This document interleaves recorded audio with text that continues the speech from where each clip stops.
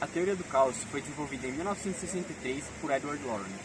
Essa teoria se relaciona a muitos aspectos do cotidiano, incluindo alguns que podem ser descritos por EDOs. Nesse trabalho, nós vamos falar um pouco sobre equações de Lorenz e sobre o sistema do pêndulo duplo. Sistema caótico muito útil, visto que ele pode ser calculado computacionalmente com EDOs. Embora Lorenz tenha sido o inventor da teoria do caos, ele não foi o primeiro que percebeu seus efeitos. O francês Henry observou no início do século XX que as trajetórias de partículas em um sistema bidimensional que iniciavam em pontos muito próximos acabavam se afastando drasticamente com o passar do tempo.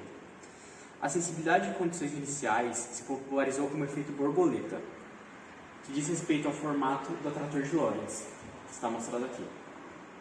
As equações mostradas na tela são o sistema de Lorenz. Elas são uma série de equações diferenciais ordinárias, as quais descrevem um fluxo de fluidos.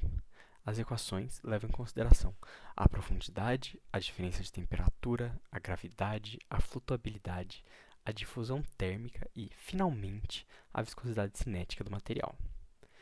Enquanto estudava versões simplificadas das equações, ele percebeu que podia utilizar algumas senoides como entrada para obter resultados bastante curiosos. Após algumas modificações na equação, ele chegou nas equações apresentadas. Nela, os valores x, y e z, com um ponto em cima, representam a variação de cada variável em relação ao tempo, especificamente a distância.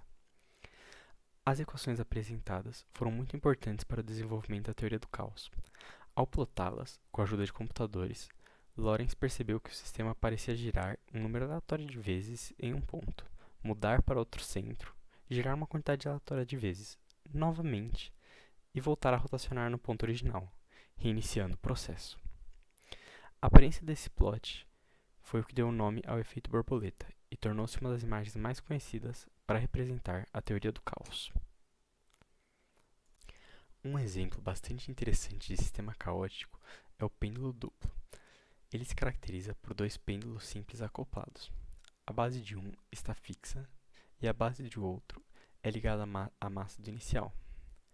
Como os pêndulos se influenciam mutuamente, as equações capazes de descrever a movimentação das massas pelo tempo torna-se bastante complicada, especialmente baseando-se na física newtoniana.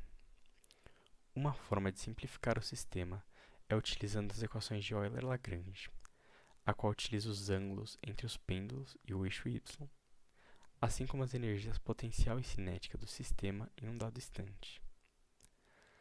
Assim, é possível relacionar as posições e velocidade de cada pêndulo com os ângulos e comprimentos, conforme as equações. Assim como apresentado anteriormente, o ponto em cima das variáveis representa a primeira derivada dela. Derivando as equações apresentadas, tem-se o necessário para caracterizar o movimento do sistema. Para visualizar a teoria do caos em um pêndulo, foi desenvolvido um software que simula a progressão de alguns pêndulos em função do tempo. Para mostrar a grande variação causada por uma pequena diferença de condições iniciais, cada pêndulo é criado com uma diferença de 0,001 radianos com relação ao anterior. Como esperado, rapidamente o meio se torna caótico.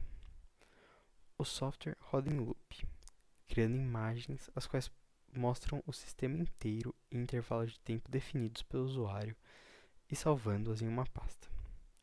Ao final, ele junta todas as imagens e cria um GIF com elas, permitindo ao observador visualizar a progressão de forma contínua.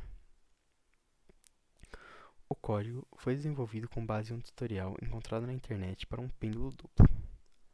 A partir dele, o código foi modificado de forma a gerar um sistema com vários pêndulos. Para resolver as equações diferenciais, as bibliotecas SciPy e NumPy foram utilizadas. As equações de movimento tiveram que ser adaptadas para um sistema de equações de primeira ordem no caso de SciPy, já que as mostradas anteriormente não podem ser resolvidas pela biblioteca.